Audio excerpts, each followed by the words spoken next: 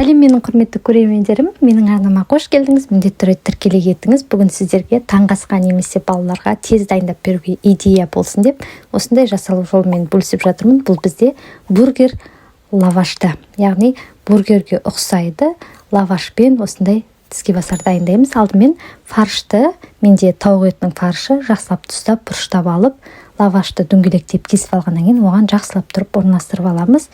Одан кейін қызып тұрған майда бірінші фарш жағын қаратып саламыз да қақпағын жауып жақсылап қуырып алатын боламыз.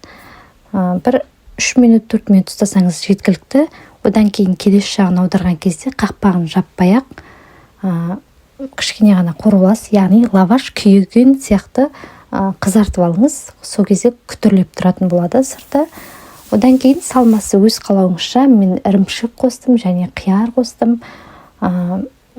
Оның орнына қызанақ қолдансаңыз да болады, түрлендірсеңіз болады. Одан кейін лаваштың екінші жартысын беттестіріп, жақсылап екі жағын қуырып аласыз. Өте күтірлеген, керемет дәммен, ерекше тіске басар болып шығады. Міндетті түрде дайындап көріңіз. Фаршты тауық етінен алдым.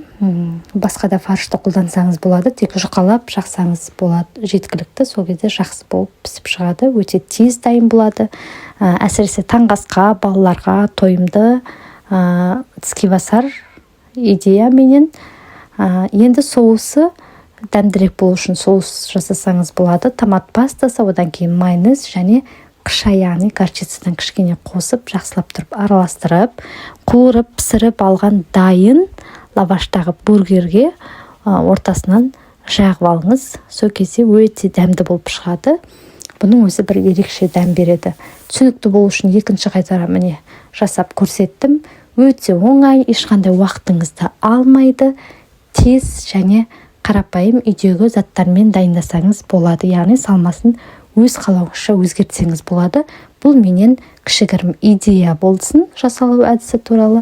Сырты күтірлеп, фаршпен барлық өте тойымды, керемет тіске басар болып шықты. Міндетті түрде жасап көріңіз, балалар таласа жейтін болады.